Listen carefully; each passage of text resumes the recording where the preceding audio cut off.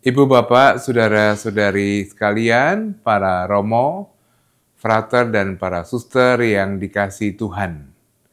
Berjumpa lagi dengan Api Karunia Tuhan episode ke-11. Melanjutkan tema tentang doa dalam Injil Matius.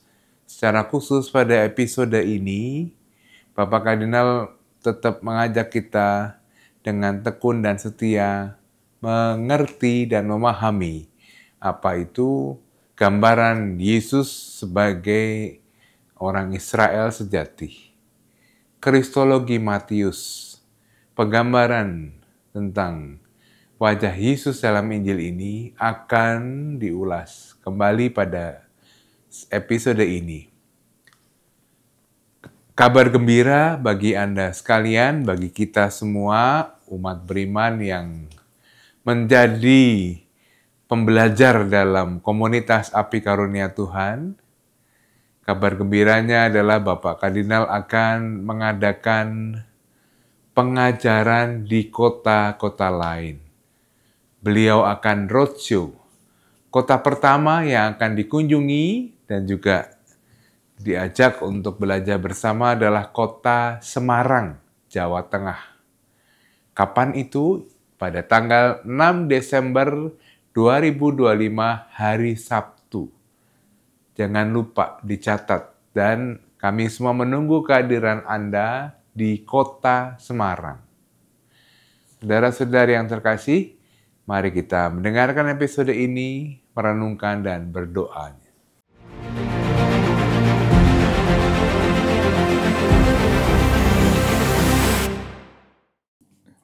Saudari-saudaraku yang terkasih, sebelum melanjutkan percakapan mengenai doa di dalam Injil Matius, kita ulang sebentar apa yang sudah kita bicarakan. Dalam percakapan yang kedua, seperti halnya di dalam percakapan yang sebelumnya, kita mencoba mencari ayat-ayat yang berkaitan dengan doa di dalam Injil Matius. Dan tentu doa tidak sekedar yang eksplisit menggunakan kata doa, tetapi misalnya dengan kata meminta, mengetuk, Yesus pergi ke tempat yang sunyi, berada sendiri, itu semua termasuk di dalam kelompok yang kita maksudkan dengan doa. Nah, tentu doa itu ada kaitannya dengan peristiwa lain yang sudah kita bicarakan, misalnya adalah doa di dalam Injil Matius, dan tentu ada paralelnya pada Injil Lukas, berkaitan dengan misi. Keberhasilan misi tidak tergantung dari orang-orang yang melakukan misi itu, tetapi tergantung dari Tuhan yang mesti dimohon di dalam doa. Kita pasti ingat kata-kata yang terkenal ini, tuaian memang banyak, pekerjaannya sedikit, mintalah kepada yang punya tuaian supaya mengirim pekerja-pekerja.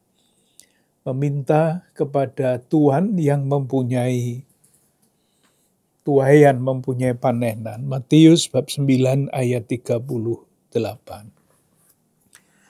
Yang juga sangat menarik adalah bahwa doa itu mencakup semua. Sangat berbeda dibandingkan dengan faham doa di dalam tanda petik perjanjian lama atau agama Yahudi. Kita semua tahu pada zaman itu, pada tingkat kesadaran moral pada waktu itu, yang namanya sesama adalah sesama bangsanya. Yang bukan bangsanya itu bukan sesama.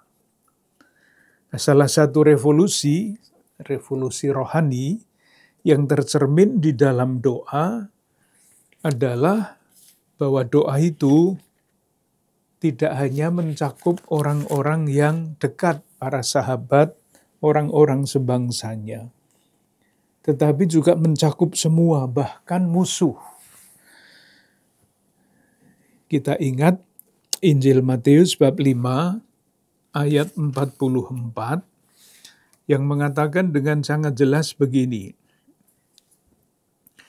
Bab 5 ayat 44. Tetapi aku berkata kepadamu, kasihilah musuhmu dan berdoalah bagi mereka yang menganiaya kamu. Berdoa bagi orang yang menganiaya. Ini yang namanya revolusi rohani yang berkaitan dengan doa.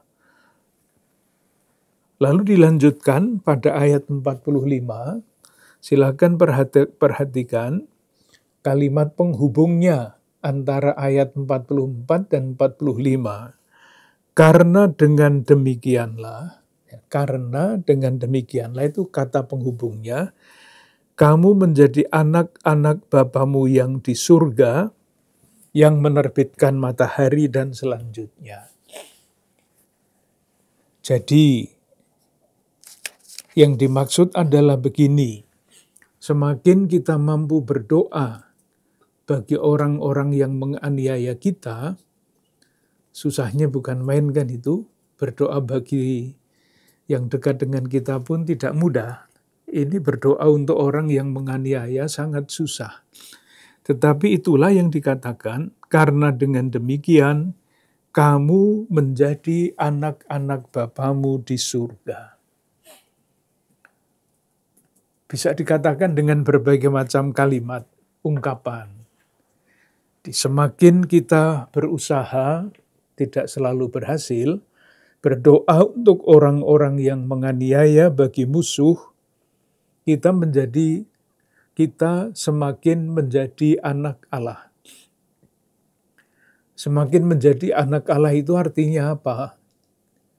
Artinya kita semakin mengalami pengilahian. Beberapa kali kita pernah berbicara mengenai proses hidup manusia. Saya sebut lagi, hominisasi itu artinya menjadi manusia yang sebelumnya bukan manusia. Saudara kita sebelum kita ada, manusia ada, orang utan dan sebagainya, bukan manusia namanya orang utan. Hominisasi menjadi manusia. Proses berikutnya adalah humanisasi. Menjadi semakin manusiawi, watak manusia yang sejati, jati diri manusia yang sejati. Kalau diminta untuk menyebut dengan satu kata, jati diri manusia yang paling penting itu apa? Jawabannya, kemampuan untuk saling mengasihi. Kalau yang belum manusia kan tidak ada ya kemampuan mengasihi itu. Naluri itu ada, tetapi kemampuan untuk mengasihi dan semakin mengasihi itu rupa-rupanya belum menjadi watak yang belum manusia. Tetapi prosesnya belum berhenti sampai di situ. Kita sebagai murid-murid Kristus menjadi semakin serupa dengan Kristus. Dan itu berarti semakin ilahi, divinisasi. Kita menjadi semakin ilahi. Nah, kemampuan untuk saling mengasihi, untuk mengasihi musuh, untuk saling mengasihi itu pun sudah watak ilahi. Menjadi semakin sempurna dalam kasih.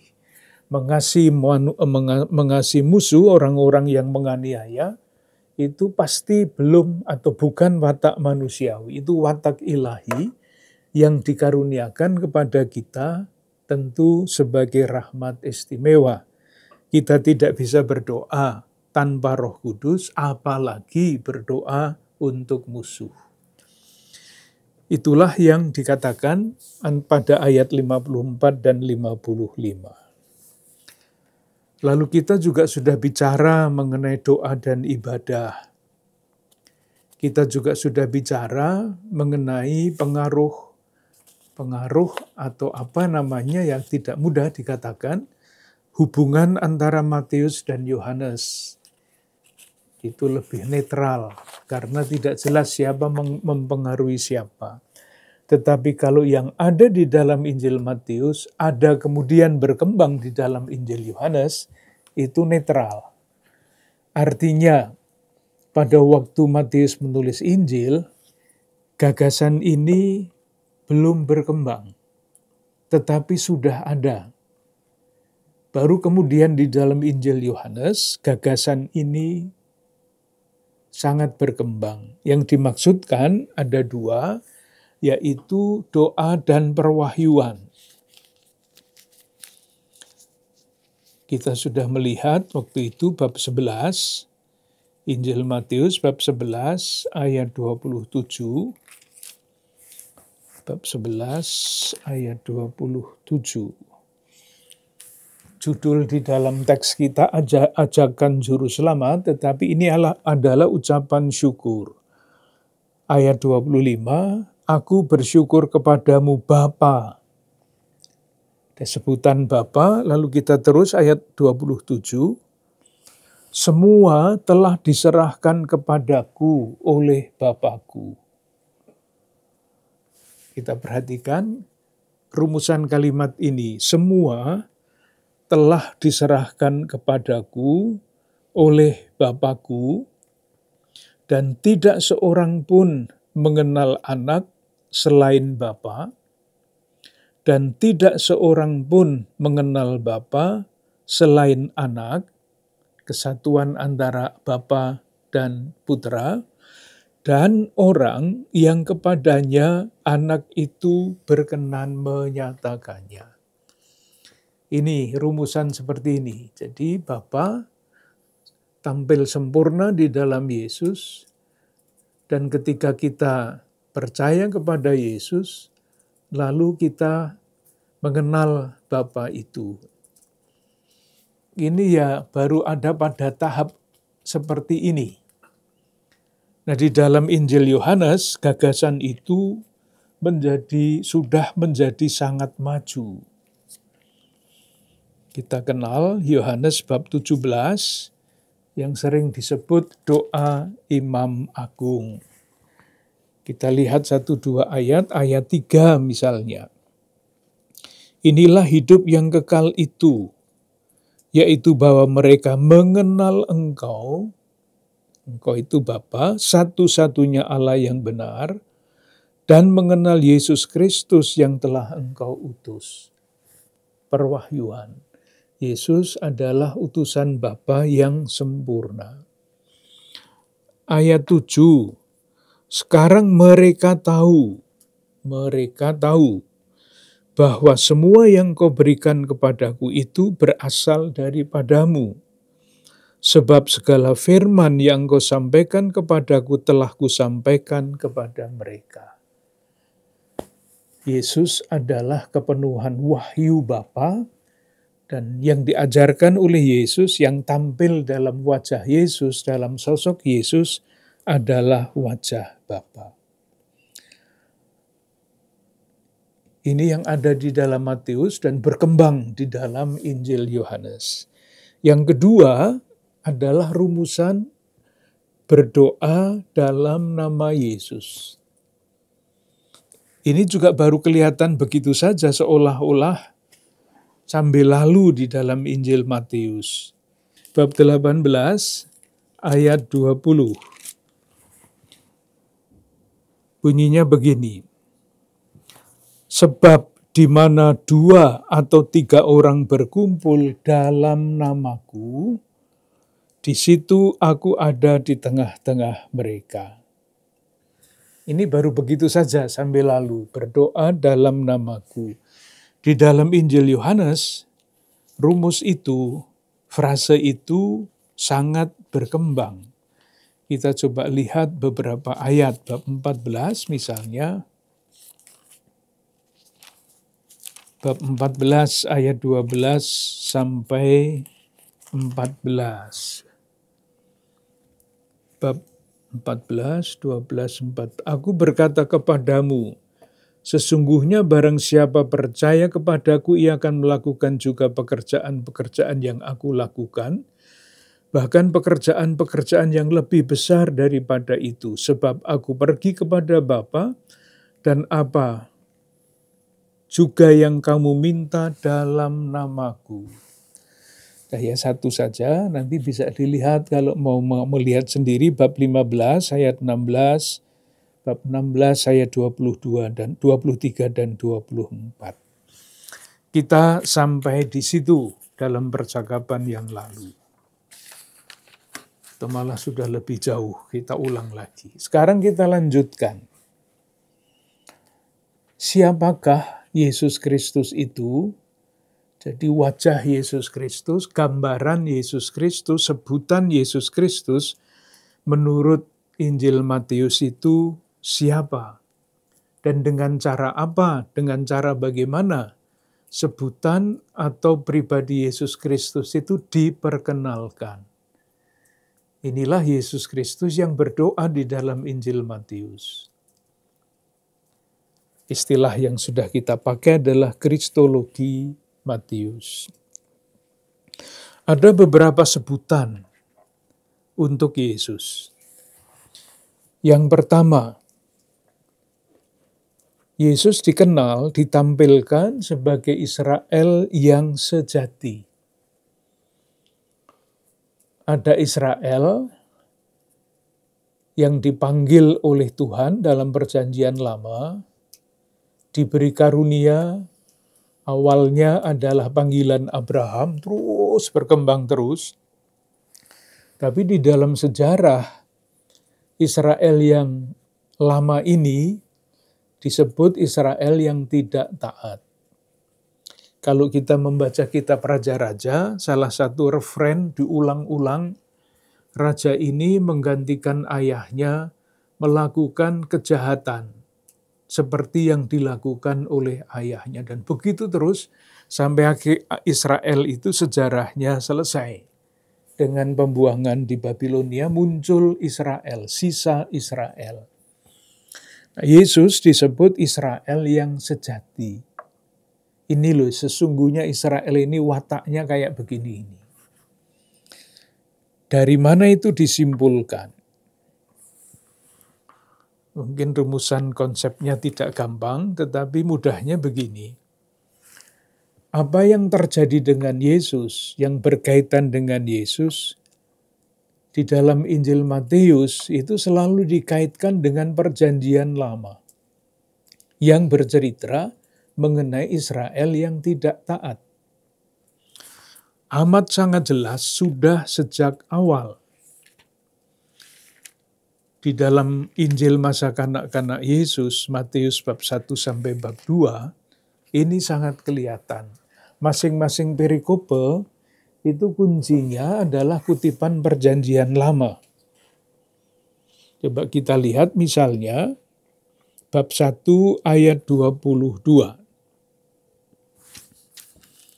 Hal itu terjadi supaya genaplah yang difirmankan Tuhan oleh Nabi. Sesungguhnya anak darah itu akan mengandung dan melahirkan seorang anak laki-laki, dan mereka akan menamakan dia Immanuel. Ini kutipan dari Perjanjian Lama, dari kitab Nabi Yesaya, bab 7 ayat 14. Jadi yang memenuhi nubuat Nabi itu bukan Israel yang diceritakan tidak taat itu, ini, Yesus ini. Yang mewujudkan nubuat Nabi. Tentu ada masalah di sini, masalah tafsir, tapi itulah kuncinya, jawabannya adalah ajaran gereja nanti. Masalah tafsir itu akan kita lihat kalau kita membandingkan ayat ini dengan yang dikutip, yaitu Yesaya bab 7 ayat 14. Tapi nanti kalau kita masuk di situ menjadi terlalu lama. Yang penting sekarang yang kita punya,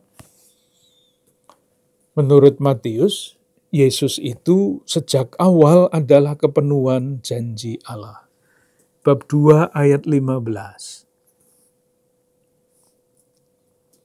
Dan tinggal di sana hingga Herodes mati. Hal itu terjadi supaya genaplah yang difirmankan Tuhan oleh Nabi, dari Mesir kupanggil anakku. Itu dari kitab Nabi Hosea bab 11 ayat 1. Ayat 13 sampai 15. Ayat 17, dengan demikian genaplah firman yang disampaikan oleh Nabi Yeremia. Pembunuhan anak-anak di Bethlehem sudah dinubuatkan. Yeremia bab 31 ayat 15. Kembalinya ke Mesir. Ayat 23. Setibanya di sana, ia pun tinggal di sebuah kota yang bernama Nazaret. Hal itu terjadi supaya genaplah firman yang disampaikan oleh nabi-nabi, bahwa ia akan disebut orang Nazaret. Kalau dicari nabi-nabi yang mana tidak akan ketemu. Yang paling penting adalah rumusan itu, bahwa peristiwa ini adalah penggenapan kitab nabi-nabi. Dan begitu seterusnya. Kita melihat bahwa Yesus adalah kepenuhan perjanjian lama, ia adalah Israel yang sejati. Itu cara Matius mengatakan bahwa Yesus adalah Israel yang taat. Cara yang kedua, eksplisit. Misalnya, Injil Matius bab 5 ayat 17 sampai 18.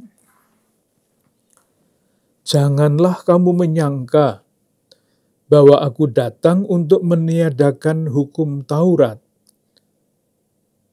Aku datang bukan untuk meniadakannya, melainkan untuk menggenapinya. Kurang jelas apa lagi? Cara yang ketiga, kita sudah sering kali mengatakan, di dalam Injil Matius itu ada 5 khotbah. 5. Kalau dijadikan 6 sebetulnya juga bisa, tetapi Matius menjadikannya 5. Kenapa? Karena ada 5 buku di dalam kitab Taurat Musa. Dan kalau kita lihat, mungkin sekedar untuk mengulang apa yang sudah pernah kita bicarakan, khotbah 5 itu selalu diakhiri dengan rumus yang sama. Maka disebut 5. Kita lihat ya, khotbah yang pertama itu kan bab 5 sampai bab 7. Nah, penutupnya ada pada bab 7 ayat 28. Dan setelah Yesus mengakhiri perkataan itu, rumusannya adalah sesudah Yesus mengakhiri. Yang diakhiri yang mana? Khotbah pertama, bab 5 sampai bab 7. Khotbah kedua adalah bab 10, itu khotbah tentang jemaat, tentang komunitas, tentang gereja. Rumusan pengakhirannya ada di mana? Pada bab 11 ayat 1. Setelah Yesus selesai berpesan kepada ke-12 muridnya, pergilah ia dari sana. Sesudah selesai, sesudah mengakhiri, maksudnya sama. Khotbah yang ketiga itu kumpulan perumpamaan di dalam Injil Matius. Bab 13. Pengakhirannya ada di mana? Ada pada ayat 53 bab 13. Setelah Yesus selesai menceritakan perumpamaan-perumpamaan itu selesai, lalu memulai sesuatu yang baru. Bab 18. Penutup itu, bab 18 itu khotbah tentang gereja. Penutupnya ada pada bab 19 ayat 1. Setelah Yesus selesai dengan pengajarannya. Selesai. Khotbah yang terakhir, bab 24 sampai bab 25, dan bab 25. Penutupnya ada pada bab 26, ayat 1. Setelah Yesus selesai dengan segala pengajarannya. Jadilah 5 khotbah, dengan sengaja dibuat 5, dengan akhiran-akhiran yang sama, supaya orang-orang Yahudi yang sudah terbiasa dengan Taurat Musa yang 5 buku itu berpikir, oh ini Yesus sebagai Israel yang sejati memberikan 5 tanda petik Taurat yang baru, yaitu khotbah-khotbahnya yang ada di dalam Injil Matius.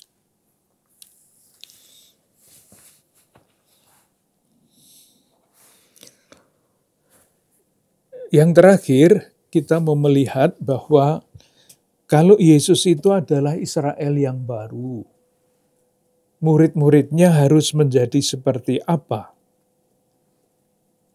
Murid-muridnya. Nah, jawabannya ada pada bab 21 ayat 28 sampai 32. Bab 21 ayat 28 sampai 32. Kalau kita melihat judulnya, perumpamaan tentang 2 orang anak, kita pasti hafal kisahnya. Dan di bawah judul itu tidak ada referensi paralel yang ada di dalam Injil Markus ataupun di dalam Injil Lukas. Ini khas Matius.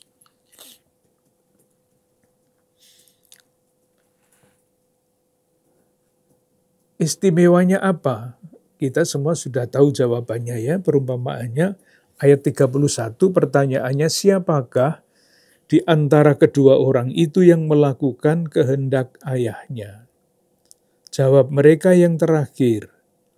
Kata Yesus kepada mereka, aku berkata kepadamu, sesungguhnya pemungut-pemungut cukai dan perempuan-perempuan sundal akan mendahului kamu masuk ke dalam kerajaan Allah.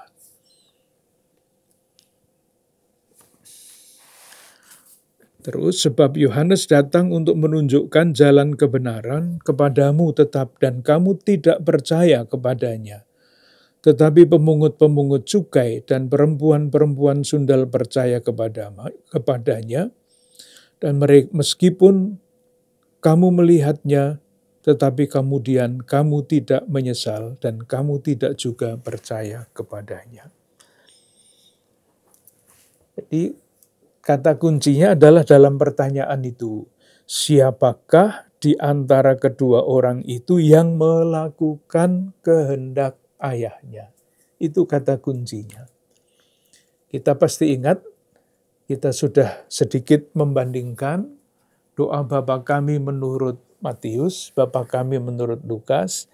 Persis ini yang istimewa di dalam Injil Matius, yang tidak ada di dalam Injil Lukas. Jadilah kehendakmu. Inilah ciri dari Israel baru. Kalau Yesus sebagai Israel baru, Israel sejati, Israel yang taat, dan ketaatan kesejatian itu ada di dalam menjalankan kehendak Bapa, demikian juga murid-murid diharapkan menjadi pribadi-pribadi yang seperti itu. Israel sejati, tanda petik Israel sejati, tidak ada kaitannya dengan Israel yang sekarang. Bangsa terpilih yang sejati adalah yang melakukan kehendak Bapa, tidak tergantung pada keturunan darah. Itu sebutan yang pertama, atau gambar yang pertama dari pribadi Yesus, Israel yang sejati. Yang kedua, Yesus juga ditampilkan sebagai guru.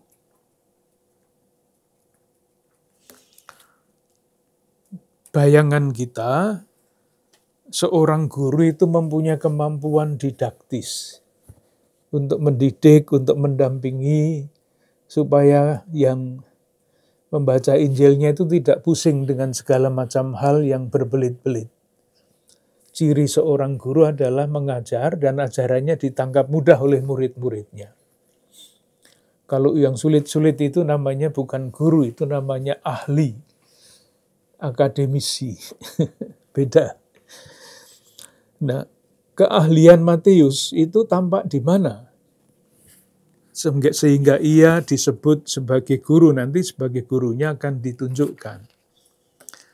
Didaktisnya itu tadi 5 khotbah di bukit, 5 khotbah Musa, 5 khotbah di dalam Injil Matius.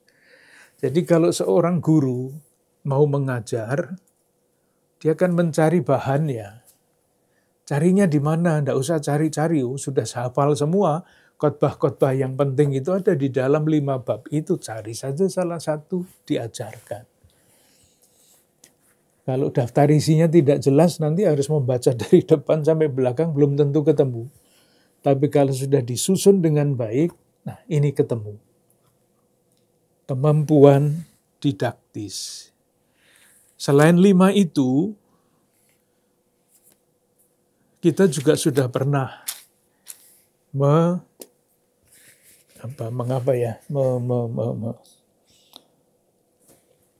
memilih 2 ayat di dalam Injil Matius sebagai kata pembuka dan kata penutup. Kerangka. Sehingga yang di tengah-tengahnya antara pembuka dan penutup itu mesti dipahami di dalam kerangka itu, kerangka pembuka dan penutup itu. Yang dimaksudkan itu yang mana? Yang dimaksudkan adalah bab 1 ayat 23. Nama yang akan dilahirkan itu adalah Immanuel. Allah menyertai kita.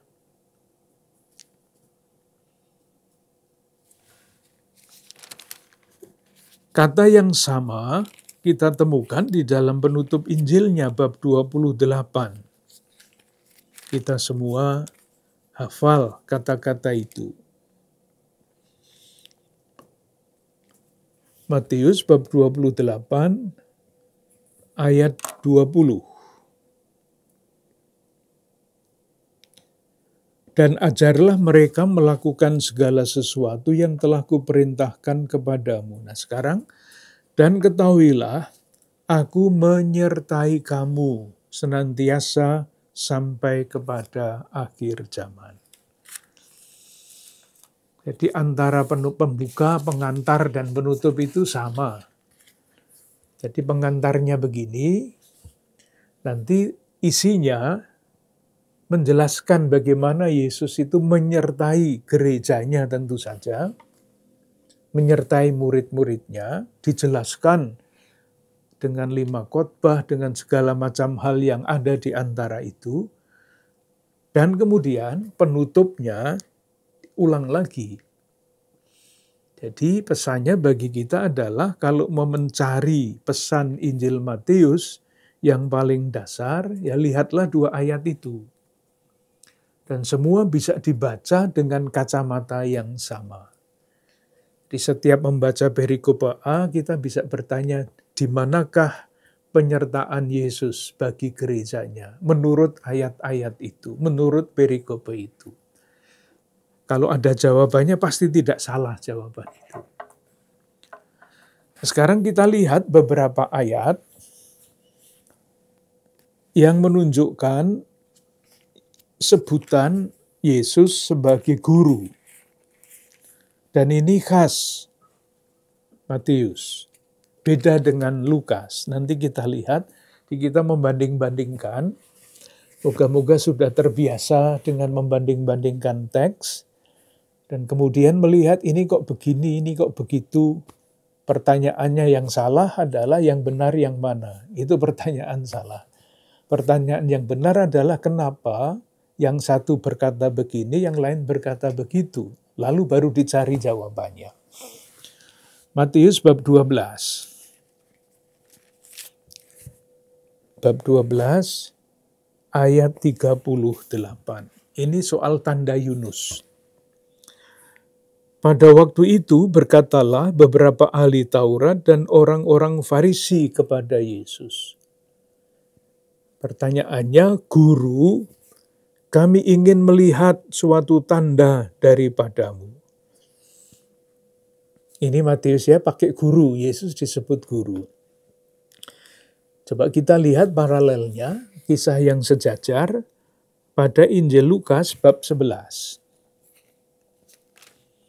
Balik-balik, Jelas di sana tidak ada guru, kalau ada sudah tidak usah dibicarakan. Lukas bab 11 ayat 29.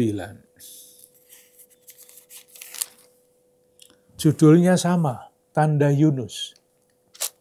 Isinya beda. Saya baca Injil Lukas bab 11 ayat 29. Ketika orang banyak mengerumuninya, berkatalah Yesus, angkatan ini adalah angkatan yang jahat.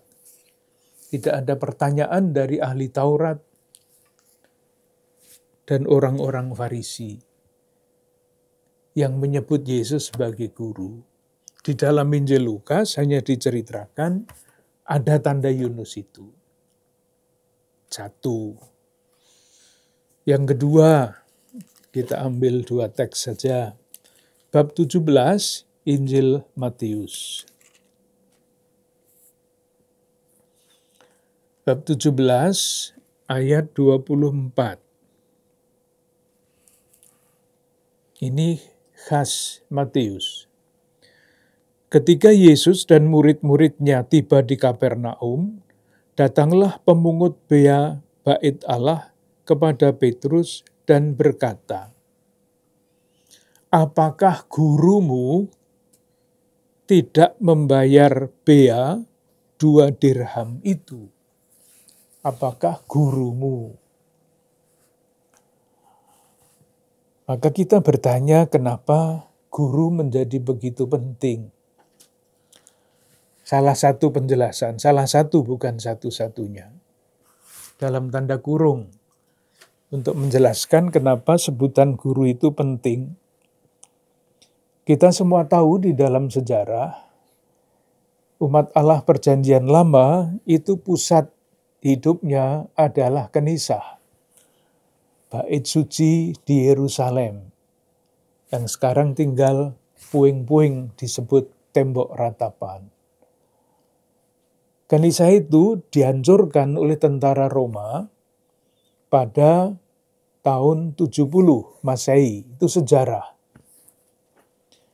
Nah, ketika bait Allah tidak ada lagi, tidak dibangun lagi, yang ada tinggal reruntuhan sampai sekarang, pusat hidup orang-orang Yahudi, agama Yahudi itu berubah.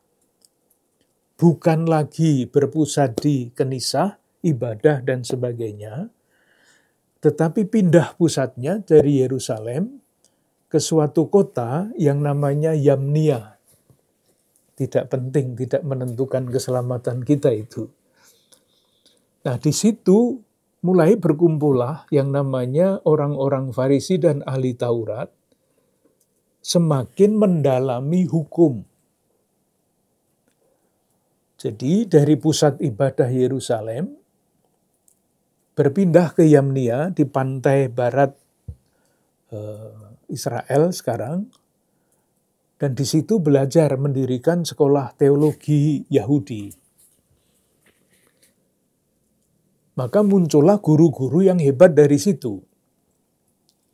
Nah, kalau Matius menampilkan Yesus sebagai guru, rasa-rasanya maksudnya jelas. Kalau di dalam agama Yahudi yang paling berpengaruh menentukan kehidupan adalah ahli-ahli Taurat dan orang-orang Farisi yang adalah guru-guru dalam agama Yahudi, ini ada guru yang lain, yang beda. Dan yang diajarkan oleh guru ini adalah sesuatu yang jauh melebihi apa yang diajarkan oleh para ahli teologi di sekolah Yamnia itu. Itu latar belakang sejarahnya. Sehingga peranan guru menjadi sangat penting.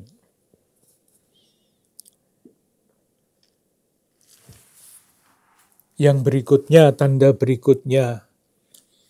Kalau kita melihat salah satu contoh yang sudah beberapa kali kita bicarakan, doa Bapa kami. Kalau menghafalkan doa Bapa kami, rupa-rupanya versi Matius dan versi Lukas strukturnya itu jauh lebih mudah dihafalkan versinya Matius. Karena ada 3 untuk Tuhan, 3 untuk kepentingan manusia. 3-3 simetris. Gampang dihafal. Kecuali kalau argumentasinya lain lah. Injil Lukas kan lebih pendek. Jadi lebih mudah dihafal.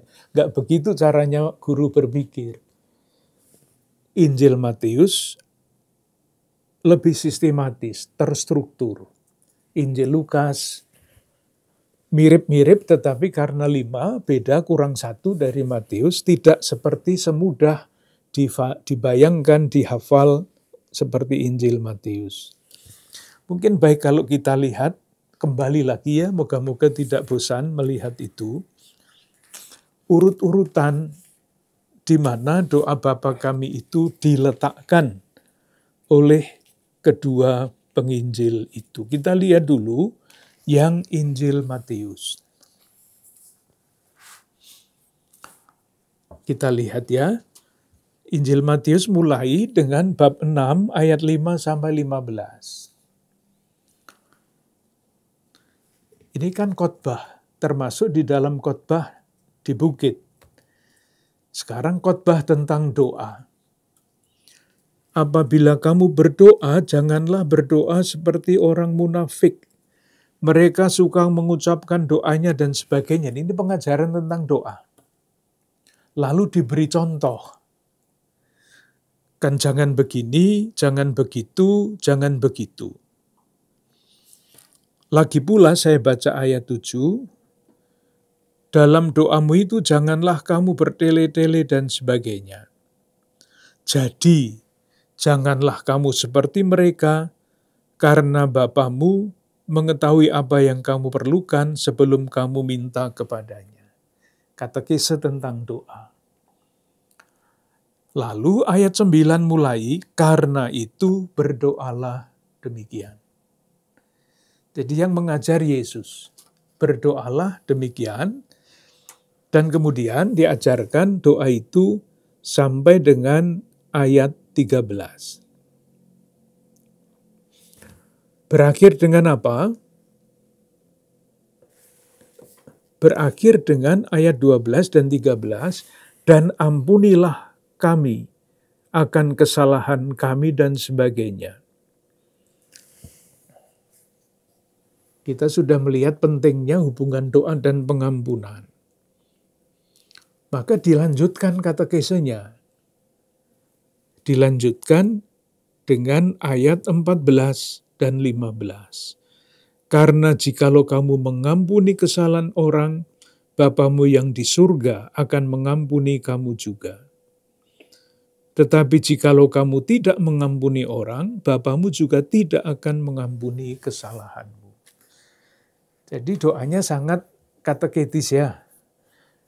Konsepnya doa begini, modelnya doa begini, contohnya. Lalu ini loh yang paling penting, pengampunan ini. Maka diberi penjelasan lebih mengenai pengampunan. Urut-urutannya seperti itu. Coba kalau kita lihat urut-urutan di dalam Injil Lukas seperti apa.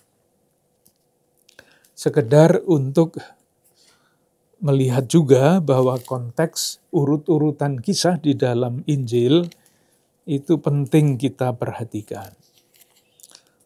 Lukas bab 11.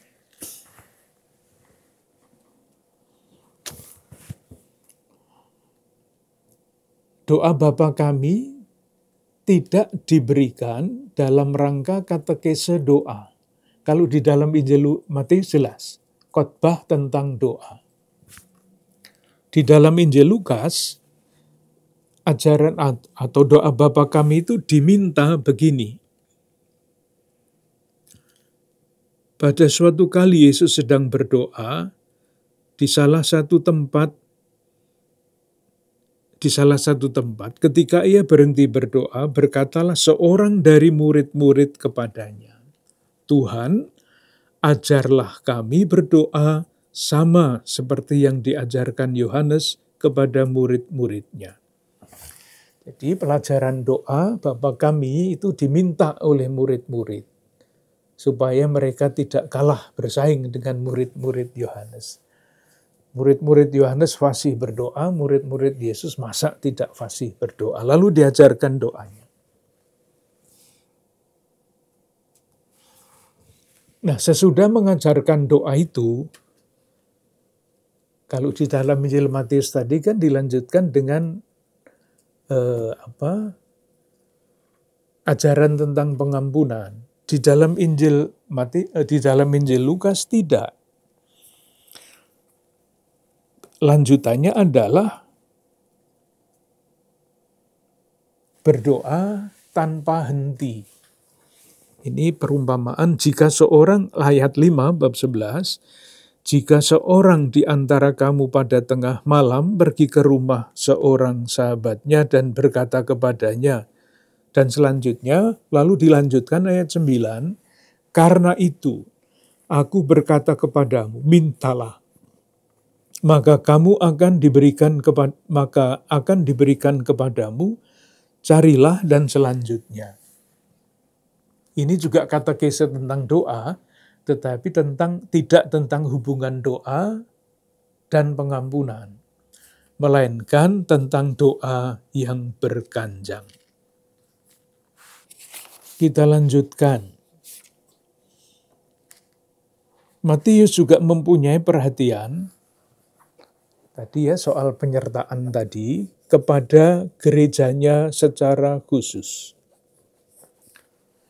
Itulah sebabnya Matius mempunyai satu khotbah khusus untuk gereja, untuk jemaat, yaitu mengenai tata cara hidup di dalam jemaat. Matius bab 18.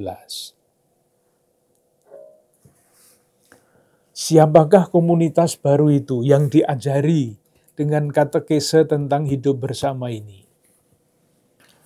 Jawabannya ada pada bab 21, ayat 43.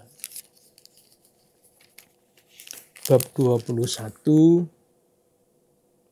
ayat 43. Sebab itu aku berkata kepadamu, bahwa kerajaan Allah akan diambil daripadamu dan akan diberikan kepada suatu bangsa yang akan menghasilkan buah kerajaan itu. Ini ayat tentu saja bisa ditafsirkan macam-macam. Itu Israel lama, Israel baru, tadi Israel yang tidak taat, Israel yang taat. Tentu saja yang dimaksudkan oleh Matius, yang taat itu, yang baru itu adalah murid-murid Yesus. Israel yang lama kan sudah diberi macam-macam petunjuk ya, yang namanya kitab hukum Taurat itu. Nah sekarang, yang Israel yang baru ini, komunitas murid-murid Yesus ini, juga diberi pengajaran. Pengajarannya ada pada bab 18 ini. Judulnya saja kita lihat, siapa yang terbesar dalam kerajaan surga. Judulnya itu. Yang kedua, siapa yang menyesatkan orang? Kata menyesatkan itu banyak. Coba kita lihat ayat 6. Tetapi barang siapa menyesatkan salah satu. Ayat 8. Jika tanganmu atau kakimu menyesatkan engkau, penggalah dan sebagainya. Ayat 9, dan jika matamu menyesatkan engkau. Jadi rupa-rupanya di dalam jemaat Matius, itu banyak juga penyesat-penyesat yang menyusup ke dalamnya. Nah ini, diberi nasihat seperti ini. Tentu saja penyesat-penyesat itu ada di mana-mana, sampai zaman sekarang juga ada. Bab 18 ayat 12-24. Perumpamaan tentang domba yang hilang. Masih kata sesat. Ayat 12 misalnya, jika seorang mempunyai 100 ekor domba dan seekor di antaranya sesat. Dan aku berkata kepadamu, Tidakkah ia akan meninggalkan yang 99 ekor di pegunungan dan pergi mencari yang sesat itu? Domba yang hilang akan dicari. Yang berikutnya, ayat 15-20 menasihati sesama saudara. Ini kan sangat aktual ya. Gimana caranya menasihati sesama saudara di dalam gereja dan sebagainya. Lalu yang menarik adalah ayat 20.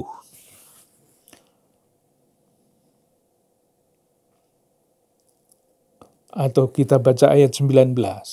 Dan lagi aku berkata kepadamu, jika 2 orang daripadamu di dunia ini sepakat meminta apapun juga, permintaan mereka itu akan dikabulkan oleh Bapa-Ku yang di surga.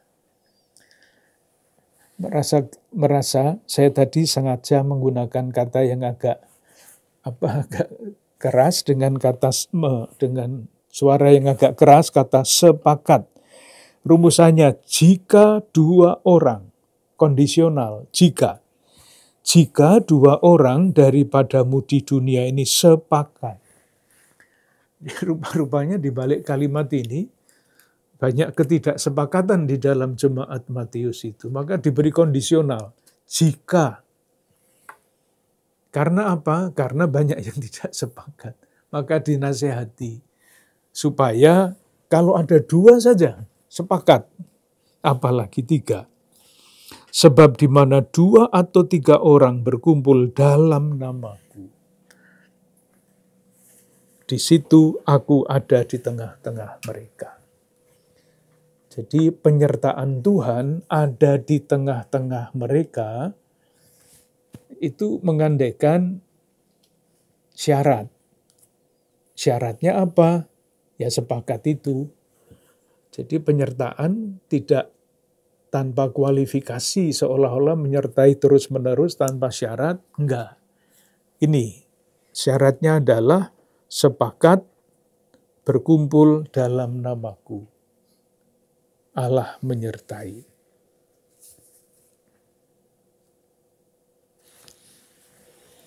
Bab 18 ayat 19-20 itu khas Matius ya.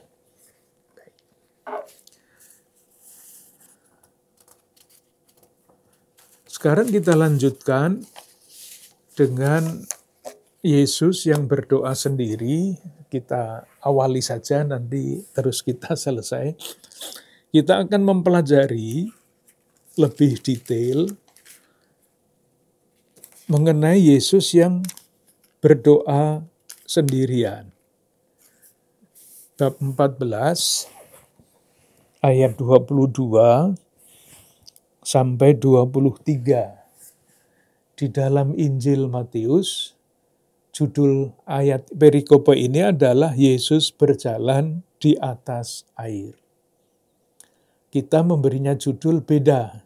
Ya memang ceritanya Yesus berjalan di atas air, tetapi kita memberi judul Yesus yang sendirian dalam berdoa. Saya baca kenapa judulnya begitu. Saya baca ayat 22. Sesudah itu, Yesus segera memerintahkan murid-muridnya naik ke perahu dan mendahuluinya ke seberang. Sementara itu, ia menyuruh orang banyak pulang. Orang banyak disuruh pulang. Dan setelah orang banyak itu disuruhnya pulang, Yesus naik ke atas bukit untuk berdoa seorang diri.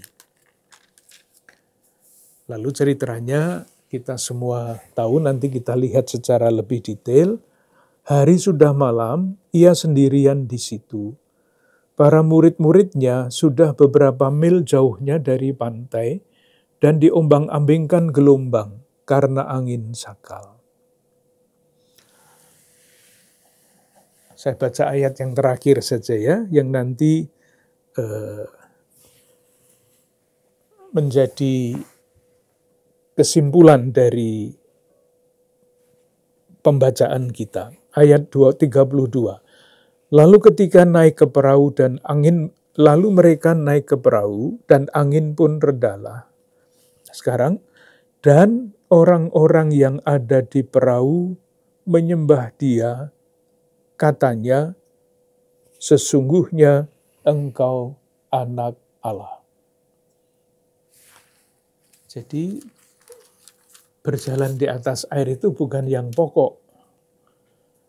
Yang pokok adalah ketika Yesus berada di dalam doa sendirian dan kemudian ada peristiwa,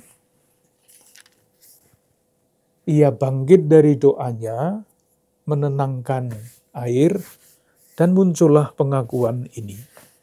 Mereka, orang-orang yang ada di dalam perahu, menyembah Dia, katanya, sesungguhnya Engkau Anak Allah. Ini akhirnya yang paling penting. Nanti detailnya kita lihat dalam percakapan yang akan datang. Terima kasih.